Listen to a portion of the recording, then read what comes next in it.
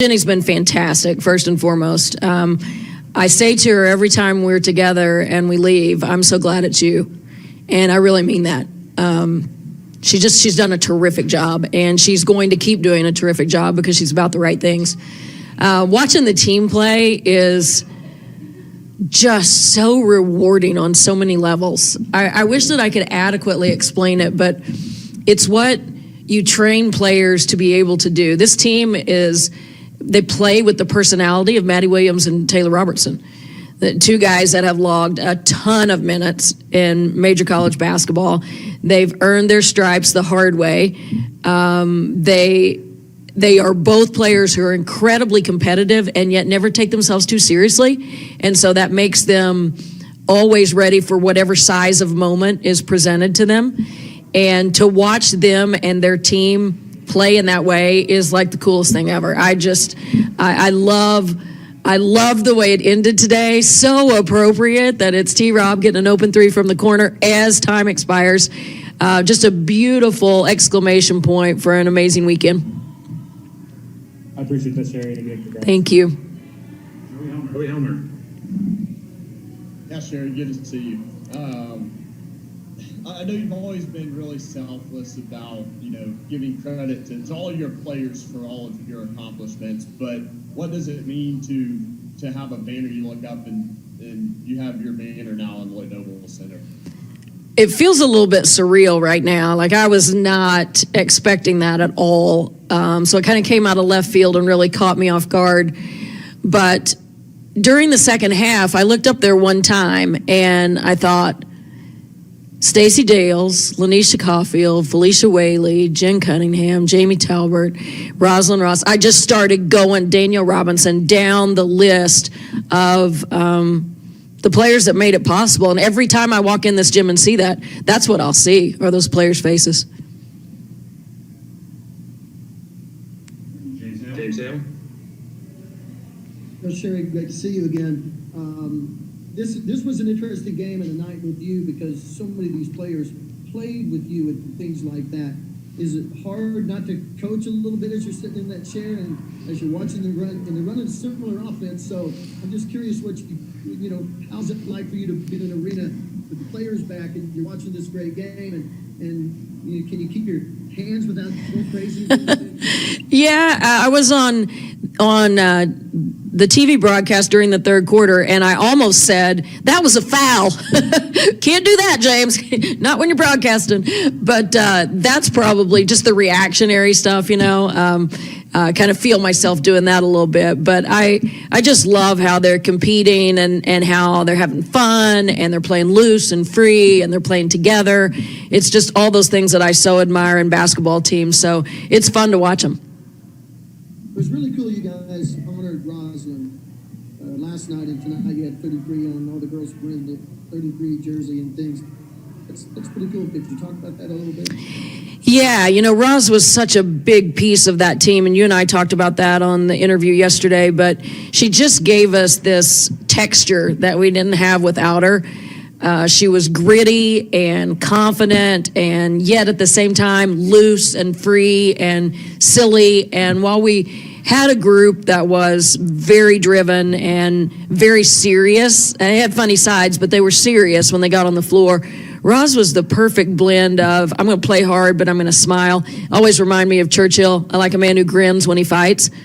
Roz was always grinning when she was on the floor. And she was a bright star that was gone too soon. And when her mom, Pamela, walked in last night, I just thought, she's kind of here. In a way, Roz was with us, and her family all coming back and being a part of this added her spirit to the weekend. It felt complete, and we were just so honored that they chose to do this. And special thanks to Nike for creating the commemorative T-shirts that really were built with the story of Rosalind Ross, like her spirit, her personality, her impact on our team.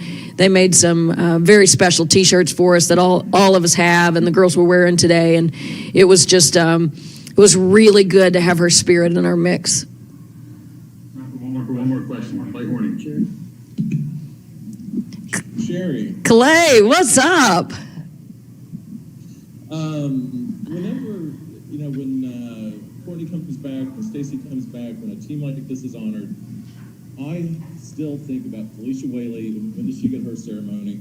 And I also think about the biggest victory I think in Sooner women's basketball history was at Purdue in 2000. Could you just give us a little bit about Felicia and a little bit about, because I'm compelled to write about it today, and a little bit about that victory and what it propelled? I love that you're writing about that, Clay. That's one of the first things I spoke about last night at the event was, as much as this 2002 team and their road to the national championship game provided this foundation on which to build and grow for years and years and years to come, they came to be because of a player from Slayton, Texas, named Felicia Whaley. There's no doubt. She was our very first signee and one of the toughest competitors I've ever coached. She was skilled. She was a workhorse. She was talented, but she was never the biggest, never the fastest, never the strongest. She just had a will that she played with, and it permeated our team. She is the source of the belief, really. She's the one that bought in and said, this is how we're going to do it. This is the right way to work every single day. And all the people around her just looked at her and said, okay, I'm going to be like her. I'm going to do what she does. And it wasn't instantaneous. It wasn't overnight, not as easy as I'm making it sound right now. But eventually, they all just sort of hitched their wagon to her and behaved like her. They worked like her. They believed like her. They fought like her. And then Stacey Dales came to play with Felicia Whaley. And Caton Hill came to play with Stacey Dales, and da-da-da-da-da-da, and that's how it goes. So in 2000, we're going to play Purdue, and at that time it was high seeds host tournament games. Purdue was the defending national champs, and we were going to West Lafayette, and we didn't care. We just knew we were going to the Sweet 16 of the NCAA tournament. We didn't care who we had to play. We didn't care where we had to go. We drove into town, Clay, and this is probably more information than you want, but we drove into town, and there were billboards that said, you know, women's NCAA tournament. We're stopping the bus, getting out of the bus and taking pictures under the billboards. We're like little kids that got to go to the big house in Oklahoma City to play in the state tournament the first time. I mean, we're buying all the gear. We're taking pictures at the hotels. We're just so happy to be there. And we win our Sweet 16, or we win our first round. I said Sweet 16, it was first round. We win our first round game and get an opportunity to play Purdue in the second round of the NCAA tournament. Packed house, everybody's in gold and black except for like 20 people who are behind our bench. Larry Nafee, Marita Hines, travel party, right? A few parents, my family. And we trailed the whole game.